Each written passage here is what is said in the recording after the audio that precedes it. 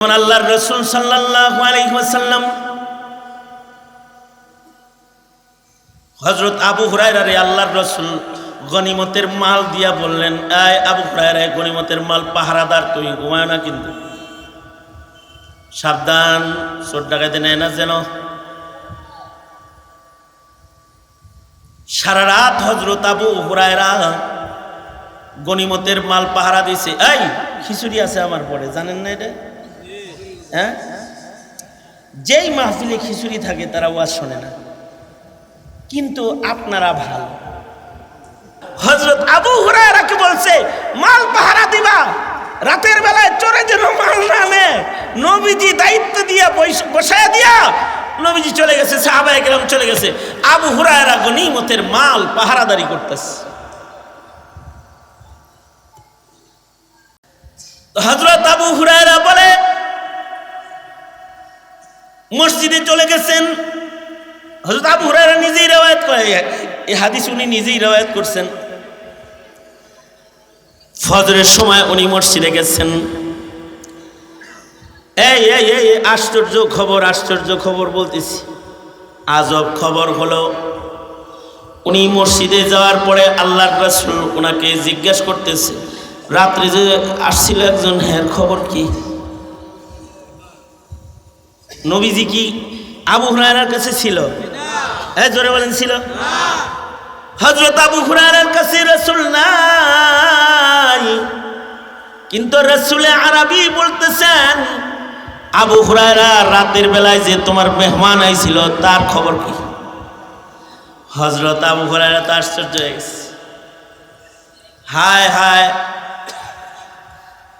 ওগো আল্লাহর নবী, আপনি কেমনে জানেন? আপনি কিভাবে জানেন? আমার কাছে মেহমান এসেছিল, এই খবর আপনার কাছে কেমনে? আল্লাহর রাসূল বললেন, আমি কোনো গায়েব জানি না।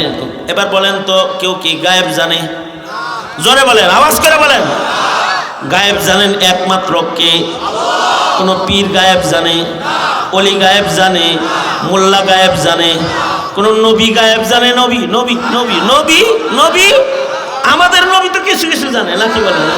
গায়েব জানে একমাত্র কে? জোরে বলেন। আল্লাহর রাসূল বলে, আমি গায়েব জানি না, কিন্তু নবীদের কাছে আল্লাহ তাআলা খবর পৌঁছান। জিবরাইল আগমন করে আমার কাছে, জিবরাইল বইলা গেছে, তোমার কাছে রাত্রে একটা মেহমান আইছিল। মেহমান মানে কে আসছিল জানেন? চোরের বেশে আইছে, চুরি করতে আসছে। হযরত আবু হুরায়রা ধরে ফেলাইছে, কিন্তু হযরত আবু হুরায়রাকে শয়তানে কইছে, ধ্যান ঘরে বাচ্চা কাচ্চা আছে, বউ বেটি না খেয়ে রয়েছে, তাই বিপদে পড়ে আইছিলাম, আর জীবনে কোনোদিন চুরি করতাম না, ছাইড়া দেন। বুঝায় টুজায় কইছে, আর হযরত আবু হুরায়রা ছাইড়া দিছে। এর একটা কারণ আছে, কারণ হলো মুসলমান মুমিন যারা, তারা পাথরের গোলাম না, মূর্তির গোলাম না, আগুনের গোলাম না, তারা রহমানের গোলাম। যারা মূর্তির গোলাম হয় তাদের হৃদয় মূর্তি হয়ে যায়। এ কারণে ইহুদিরা মূর্তির গোলামি করে বিদায় ওদের ভেতরে মূর্তি, বৌদ্ধরা মূর্তির গোলামি করে, ওদের ভেতর মূর্তি পাথর হয়ে গেছে। মোদি কসাই মোদি মূর্তির গোলামি করে, তাই ভেতর পাথর হয়ে গেছে। মুসলমানদেরকে জবাই করে রান্না করে, মুসলমান জবাই করে রান্না করে, হাত পা রান্না করে, মুসলমানের মগজ ভুনা করে, মুসলমানের পেট চিরে বাচ্চা বের করে, মায়ের পেট থেকে বাচ্চা বাইর করে গলা টিপে হত্যা করে। এগুলো পাথরের দিল যারা, তারা পারে। ছোট ছোট মাসুম মাসুম বাচ্চা, ফিলিস্তিনে চোখ নাই, হাত নাই, পা নাই, ওদের চিৎকার শুনলে কলিজা ফাইটা রক্ত বের হয়। ইহুদিরা তারপরেও দমে না, কারণ ওরা পাথরের গোলাম, ওদের হৃদয়ের রহম নাই। আর যারা হয় রহমানের গোলাম, তাদের ভেতরে রহম এসে যায়, কারণ রহম করলে রহমান পাওয়া যায়। ইরহামু মান ফিল আরদি ইয়ারহামুকুম মান ফিস সামা। তুমি রহম করো তো আসমানের মালিক মহান আল্লাহ তোমার পরে রহম করবে। রহম রহম রহমানের গোলাম যারা হয় তাদের রহম বেশি। এই কারণে দুনিয়ার মুসলমানদের রহম বেশি, ইমানদারের রহম কম না বেশি?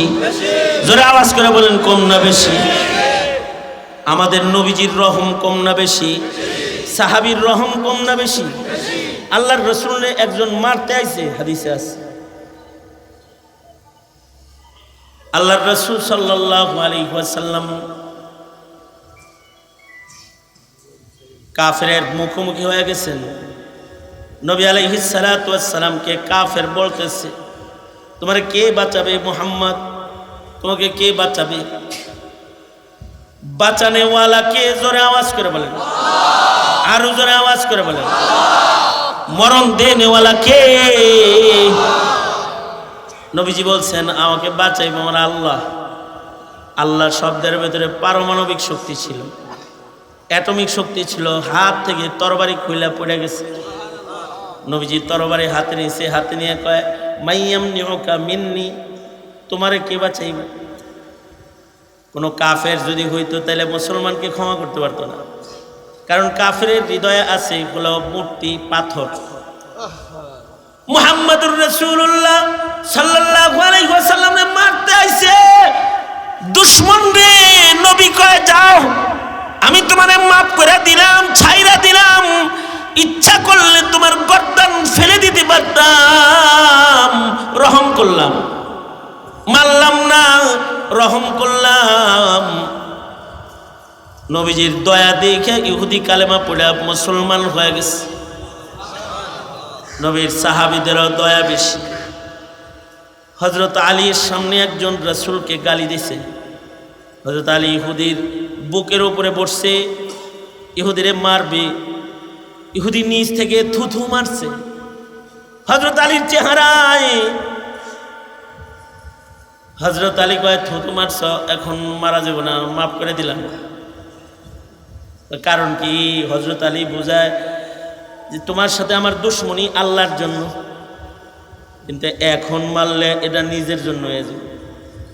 মান আহাব্বা লিল্লাহ ওয়া আবগাযা লিল্লাহ ফাকাদ ইসতাকমালাল ঈমান। কাউকে মুহাব্বত করব কার জন্য? আওয়াজ করে জোরে বলেন, কার জন্য? ফিলিস্তিনের মুসলমানদেরকে আমরা ভালোবাসি, কার জন্য? জোরে আওয়াজ করে বলেন, কার জন্য? ইহুদিদেরকে ঘৃণা করি, কার জন্য? আলেমদেরকে ভালোবাসি, কার জন্য? পীর মাশায়েখকে ভালোবাসি, কার জন্য? মসজিদকে ভালোবাসি, কার জন্য? মক্কা ভালোবাসি, কার জন্য? মদিনা ভালোবাসি, কার জন্য? দাড়ি ভালোবাসি, কার জন্য? টুপি পাঞ্জাবি ভালোবাসি, কার জন্য? বাদ্যযন্ত্রকে ঘৃণা করি, কার জন্য? কুৎসি কাজ ঘৃণা করি, কার জন্য? গুনাহকে ঘৃণা করি, কার জন্য? জুলুমকে ঘৃণা করি, কার জন্য? জালিমকে ঘৃণা করি, কার জন্য? মান আহাব্বা লিল্লাহ ওয়া আবগাযা লিল্লাহ ফাকাদ ইসতাকমালাল ঈমান। মুসলমান তো রহমানের গোলাম, তাই রহম বেশি। আবু হুরায়রা বলে কি, যা তওবাতিল্লাহ যেহেতু করছে ছেড়ে দিলাম। নবীজি বলে, মেহমানের কি খবর? আবু হুরায়রা বলে, ছেড়ে দিছি। কেন ছাড়ছো? বলছে আর চুরি করবে না। নবীজি বললেন, ও মিথ্যা কথা বলছে, সতর্ক থাইকো, আবার আইব, আবার আইব। পরের রাত্রে আবার আইস। হযরত আবু হুরায়রা আবার ধরে আলাইছে।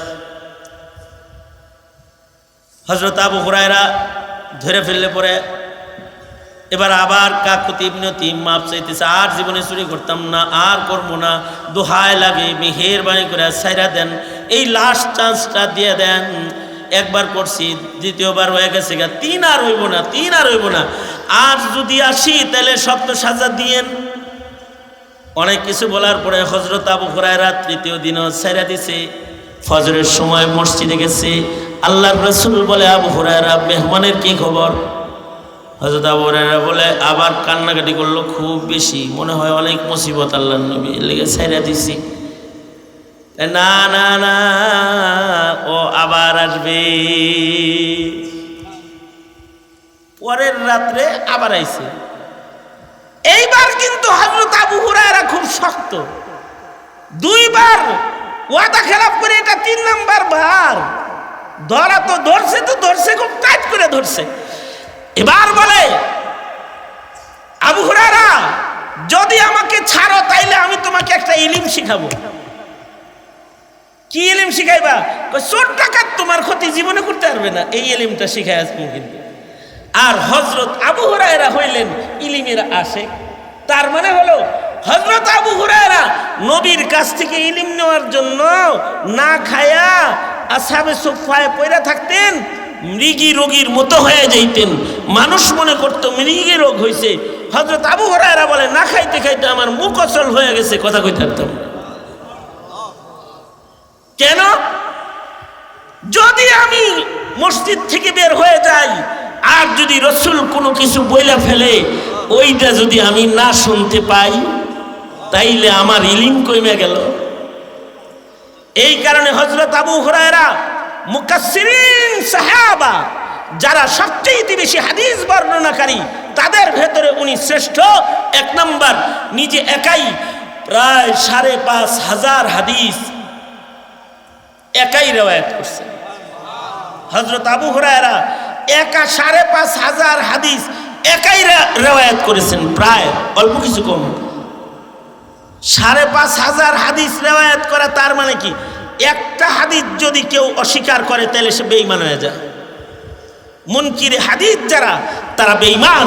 যারা হাদিস বিশ্বাস করে না তাদের ঈমান নেই। কারণ নবীর হাদিস ছাড়া কোরআনে কারীম বুঝার উপায় নাই। হাদিস হলো আল্লাহর রাসূলের উপরে অবতীর্ণ কোরআনের ব্যাখ্যা বিশ্লেষণ। তো হযরত আবু হুরায়রা ইলমে দ্বীনের আশিক, হযরত আবু হুরায়রা ইলমের আশিক। হযরত আবু হুরায়রা কয়, তাহলে শিখেন। কয়, আয়াতুল কুরসি বলেন, আয়াতুল কুরসি। আয়াতুল কুরসির আমল করবেন, অর্থাৎ শুইবেন, ঘরের ভিতরে আয়াতুল কুরসি পড়বেন, নামাজের পরে আয়াতুল কুরসি পড়বেন, 5 বেলার নামাজের পরে আয়াতুল কুরসি পড়বেন, ঘুমাইবেন, ঘুমের আগে ঘরের ভিতরে শুয়ে আয়াতুল কুরসি পড়া ঘর টর বন্ধ দিয়ে ঘুমাইবেন। গাড়িতে চড়বেন, আয়াতুল কুরসি পড়বেন। সফর শুরু করবেন, গাড়িতে চড়ছেন, ট্রেনে চড়ছেন, আয়াতুল কুরসি পড়বেন। বিমানে উঠছেন, আয়াতুল কুরসি পড়বেন। কেউ যদি আয়াতুল কুরসি পড়ে তাহলে সে নিরাপদ হয়ে যায়। হযরত আবু হুরায়রা বলে, খালি আমল শিখাইলে হইব না, আর কোনোদিন চুরি করবি? বলে, না, আর জীবনে কোনোদিন করতাম না। ঠিক আছে, যা, ছেড়ে দিলাম। সকালবেলায় আল্লাহর রাসূল বলে, আবু হুরায়রা মেহমানের খবর কি? কয়, নবীজি আইছিল আজকেও, আপনার কথাই ঠিক, কিন্তু ছেড়ে দিছে, আর আসবে না হুজুর, আর আসবে না। কয়, কেমনে বুঝলে আসবে না? কয়, আমার তো ইলম শিখাইয়া গেছে একটা, ওরে যেন ধরতে পারি, ও যেন কোনো ক্ষতি না করতে পারে, এরকম একটা জ্ঞান শিখাইয়া গেছে আমাদের। কি জ্ঞান শিখাইছে? কয়, আয়াতুল কুরসি পড়ার আমল দিয়ে গেছে। আল্লাহর রাসূল বললেন, আমল ঠিকই দিছে, কিন্তু কথা মিথ্যা বলছে, চান্স পাইলে আবার আসবে।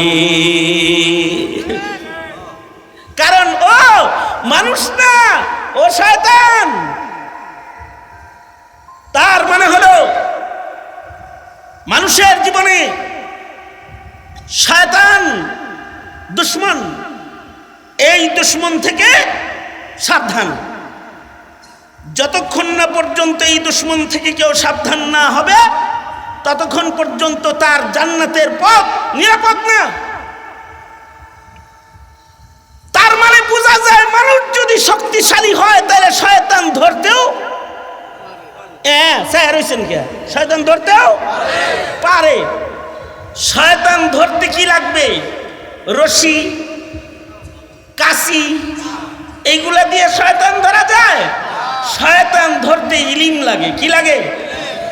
শয়তানের সাথে মোকাবেলা করতে ইলমের জরুরত। এই কারণেই ফকিহুন ওয়াহিদুন আসাদ্দু আলা শাইতানি মিন আলফি আবিদিন। 1000 পাবলিককে শয়তান অত ভয় করে না একজন আলেমকে শয়তান যত ভয় করে। নবী বলতেছেন একজন, এটা আমার কথা না, মুহাম্মদুর রাসূলুল্লাহর কথা। নবীজি বলেন ফাকিহুন ওয়াহিদুন আসাদ্দু আলা শাইতানি মিন আলফি আবিদিন। একজন আলেম 1000 ওলি আবেদ বুজুর্গের চাইতে শয়তানের জন্য একজন আলেম বেশি ভয়ঙ্কর। আল্লাহু আকবার জোরে করে বলেন। কারণ তার কাছে কি আছে? হ্যাঁ, তার কাছে ইলম থাকার কারণে তাকে শয়তান বেশি ভয় পায়। কারণ শয়তানের বুদ্ধি সাধারণ পাবলিকের চাইতে অনেক অনেক আলেমের সাথেও শক্তি খাটায় সে। ইমাম ফখরুদ্দিন রাজি রহমতুল্লাহি আলাইহি তফসিরে রাজি যিনি লিখেছেন, মৃত্যুর সময় শয়তান তার সাথে ঝগড়া করতে আসছে। এজন্য ঝগড়া করতে আসছে উনি যেন মরার সময় লা ইলাহা ইল্লাল্লাহ পড়তে না পারে। কারণ মরার সময় যদি হৃদয়ের ভিতরে থাকে লা ইলাহা ইল্লাল্লাহ দাখালাল জান্নাত, তাহলে সে জান্নাতে চলে যাবে। কারোর মুখে যদি উচ্চারিত হয় লা ইলাহা ইল্লাল্লাহ, জান্নাতে চলে যাবে। এ কারণে শয়তান 3 সময় পেরেশান হয়, জন্মের সময়, মৃত্যুর সময়, আর বান্দা যখন ইবাদতে লাগা যায় ওই সময়। যেমন আপাতত আপনারা যারা এখানে আসছেন, আপনার আমার সাথে যে শয়তান এখন সে খুব পেরেশান। কারণ এখন তওবার আমল আছে, দোয়া কালাম আছে, গুনাহ খাতা মাপের বিষয় আছে।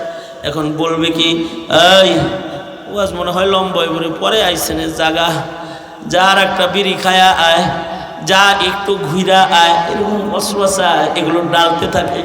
কারণ ইবাদতের সময় শয়তান সবচেয়ে বেশি পেরেশান হয়ে যায়। কারণ ইবাদত করলে মহান আল্লাহ বান্দার জিন্দেগির গুনাহ মাফ করে দেয়। শুধু এখানে কেউ বসছে, এই কারণে তার পিছনের সব গুনাহ মাফ, কারণ গুনাহ মাফ করে দেয় যে। এই কারণে শয়তান মানুষের ইবাদতের সময় বেশি পেরেশান হয়ে যায়, মরণের সময় পেরেশান হয়। এ কারণে ফখরুদ্দিন রাজির মতো বড় আলেমকে শয়তান যে কয় আল্লাহ নাই, নাউজুবিল্লাহ, আরো আস্তে করে কোন দলিল দিছে 100টা। কয়টা? এক দলিল দিছে মিয়া, 100 দলিল দিছে। ইমাম ফখরুদ্দিন রাজি 100 দলিলেরই উত্তর দিছেন।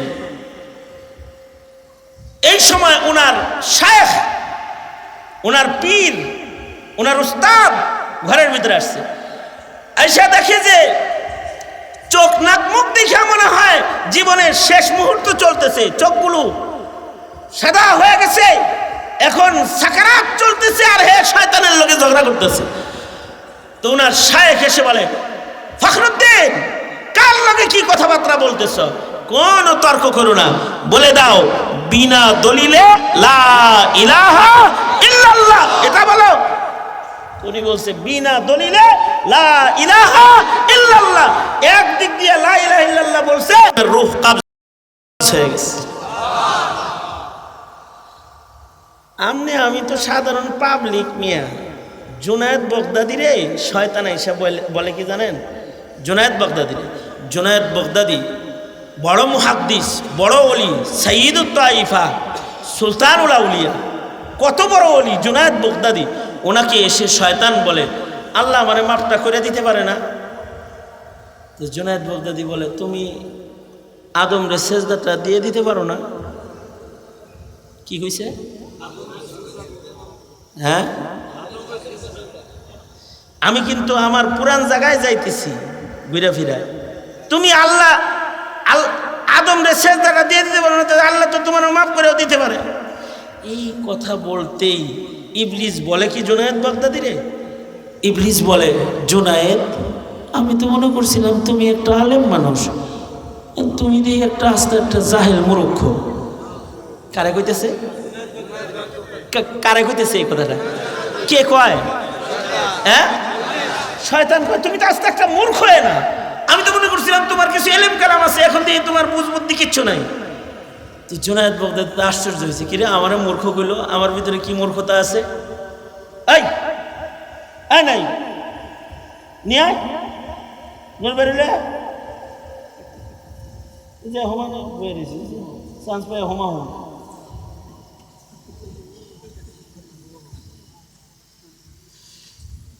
এই নোর বেড়ে নিয়ে আয়, 12টা বাজে। নারায়ে তাকবীর। সভাপতি সাহেবের আগমন, মুহতামিম সাহেবের আগমন, আমাদের পক্ষ থেকে লাল গোলাপ শুভেচ্ছা।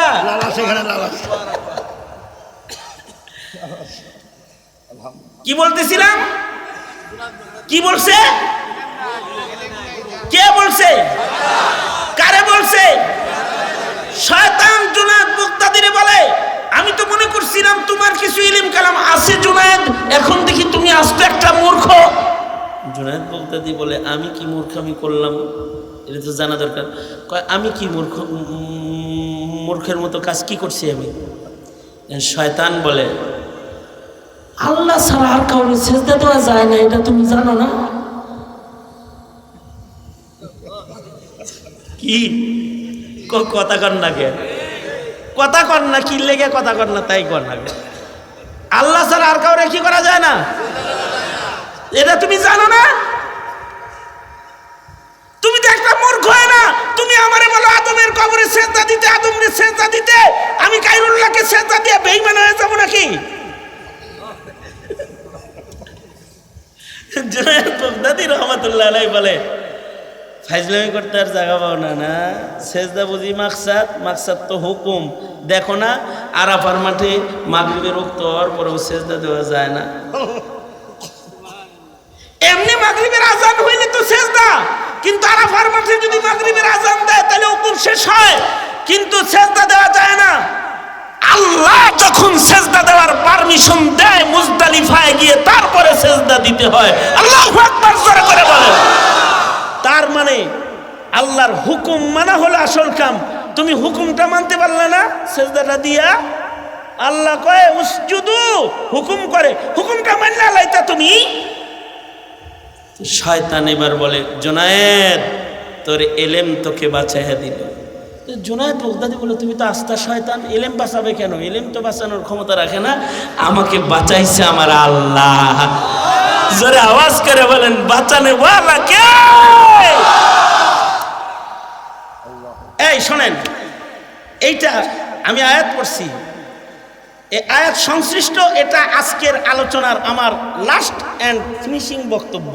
তার মানে 2 মিনিটের ভিতরে আমার ওয়াজ শেষ হয়ে যেতেছে, আল্লাহ দিল না। শোনেন শোনেন শোনেন, এবার তো আমি নিজের থেকে আইছি, যেদিন দাওয়াত করে নিয়ে আইবো ওই দিন এসে লম্বা ওয়াজ করবো ইনশাআল্লাহ।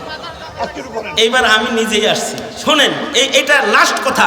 লাস্ট কথাটা বুঝার আগে এবং শোনার আগে আবার দুনো হাত উপরে তুলেন, নাড়াচাড়া দেন, নারায়ে তাকবীর, নারায়ে তাকবীর। হাত নামান, আমার দিকে হইছেন তো? এদিকে আছেন? শুরু করবো কথাটা। মালিকি মাযহাবের একজন বড় মুহাদ্দিস আছে, নাম ইমাম ইবনে আব্দুল বার আল ইস্তিযকার, ওনার প্রসিদ্ধ কিতাব জামিউল উলুম, ওনার প্রসিদ্ধ কিতাব, অনেক বড় এক মুহাদ্দিস।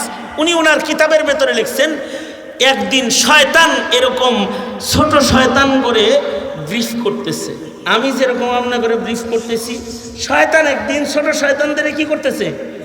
ওয়াজ নসিহত করিতেছে। এই সময় ছোট শয়তান একটা ফট করে দাঁড়ায় কয় কি, বস মানে ইবলিস রে কইতাছে ছোট শয়তান, বস আচ্ছা, কথাটা কিন্তু খুব সুন্দর কথা, এ আপনি কয়টা শয়তান মাথায় লয়ে আইছেন, কথা কনকে তাড়াতাড়ি বহেন। এই যে ফিরে কই আবার, শয়তান বলে, ছোট শয়তান বলে বড় শয়তান বলে, বস আপনি আবেদ মারা গেলে এত খুশি হন না, আলেম মরলে এত খুশি হন কেন? প্রশ্নটা কি?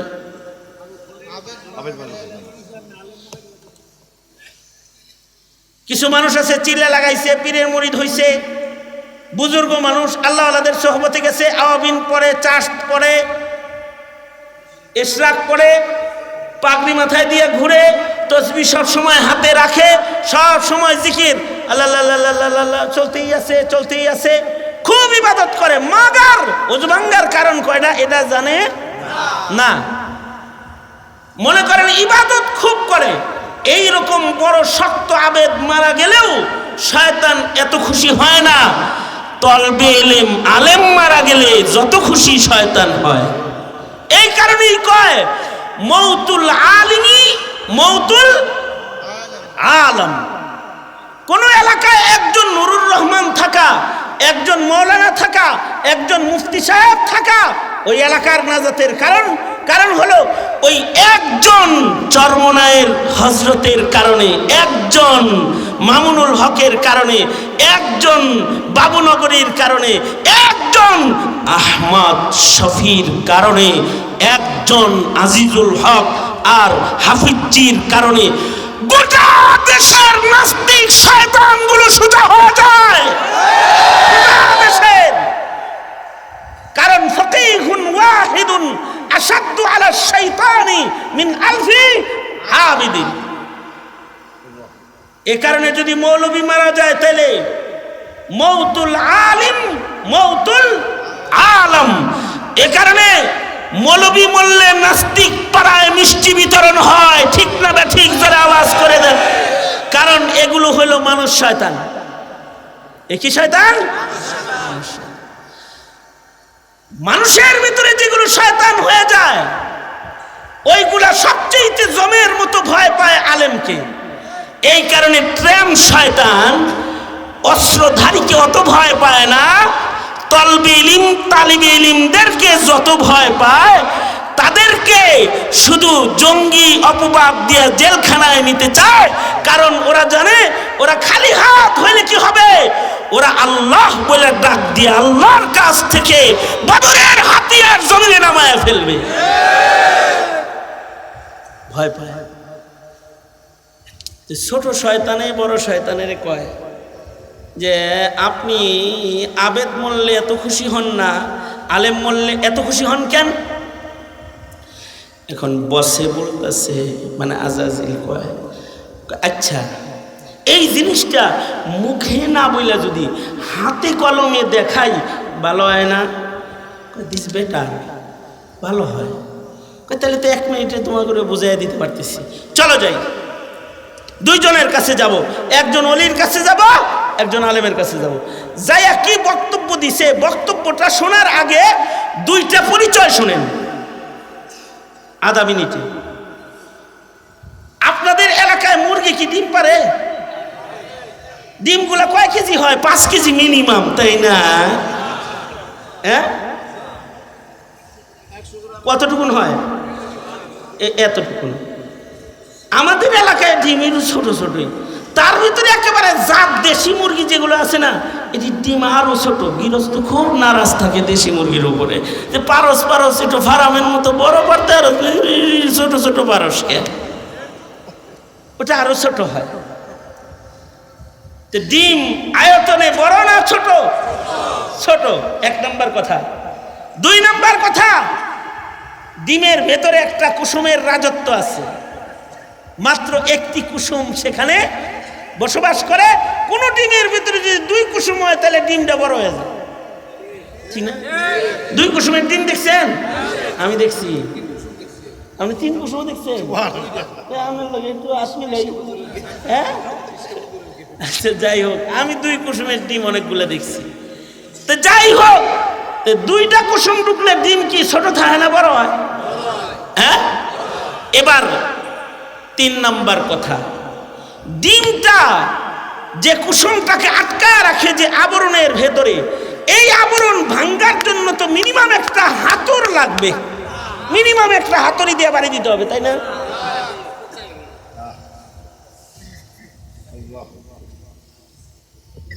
এরকমও করা লাগবে না, এমনি করলেই ফিনিশ।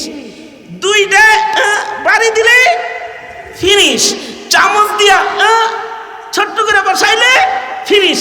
তার মানে কি, ডিম তার কুসুমকে যে আবরণটায় আটকায় রেখেছে, এই আবরণটা ছোট এবং নেহায়াত দুর্বল। কথা বাস্তব। এবার দ্বিতীয় কথা, একটা কথা শেষ হইল, দ্বিতীয় কথা হলো প্রথম আসমানটা কত বড়, এটা তো আমাদের দেশের কেউ না জানলেও আমেরিকার দার্শনিকরা তো জানে, তাই না? প্রথম আকাশ কত বড় জানে? কিয়ামত পর্যন্ত কেউ জানবে? আসমান কত বড় কিয়ামত পর্যন্ত কেউ বলতে পারবে? জোরে আওয়াজ করে বলেন। তাহলে 7 আসমান জমিনের এরিয়া কত বড়, এটাও কি কেউ বলতে পারবে? পারবে না। যদি খালি আসমানের কথা উচ্চারণ হয় তাইলে বলে আল্লাহু আকবার, আল্লাহু আকবার, আল্লাহু আকবার। এত বড় আসমান যিনি বানাইছে সেই মালিক না জানি কত বড়। তাহলে আসমান কত বড় এটা জানি না, আসমানের ভেতরে গ্রহ তারা গ্যালাক্সি কত কিছু আছে, গাছপালা পাহাড় পর্বত, এগুলো সব মিলে কত বড় হইতে পারে তাও আমরা জানি না। কেউ যদি এখন দাবি করে যে গোটা 7 আসমান জমিনকে ডিমের কুসুমের ভেতরে ঢুকায়া, ডিমের আবরণের ভেতরে ঢুকায়া প্যাকেট করে ফেলবে এবং আসমান জমিনের ভেতরের সকল বস্তুর অস্তিত্ব জায়গায় থাকবে, এটা যদি কেউ দাবি করে, এই দাবি কি মানা যায়? আপনারা যেমন কইছেন না, এই আল্লাহর ওলিও কইছে না।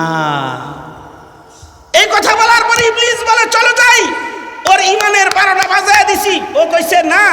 তার মানে এই নার ভেতরে ওর আল্লাহ আছে,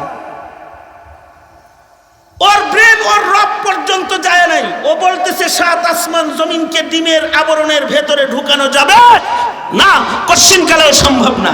চলো একটা মৌলবীর কাছে যাই। ইবলিস মৌলবীর কাছে যায়, সেম কাহিনী কইছে। 7 আসমান জমিন দেখি কেউ যদি দাবি করে ডিমের ভেতরে ঢুকাবে এবং এই ডিমের ভেতরেও আসমান জমিনের ভেতরের সব কিছুর অস্তিত্ব ঠিক থাকবে, হারায়া যাবে না, নষ্ট হবে না, এটাকে ছোট জায়গায় ঢুকায়া ফেলবে, এটা যদি কেউ দাবি করে এইটা কি সম্ভব? তো আলেম যিনি তিনি বলে হ্যাঁ, একজন যদি দাবি করে তাহলে সম্ভব, তিনি হলেন আমার মালিক আল্লাহ। ইদা আরাদা শাইআন আই ইয়াকুল লাহু কুন ফায়াকুন। আল্লাহু আকবার জোরে করে বলেন। এই হলো মৌলভী সাহেব, এর লেগা মোল্লা মোল্লে খুশি বেশি হই, কারণ ফকিহুন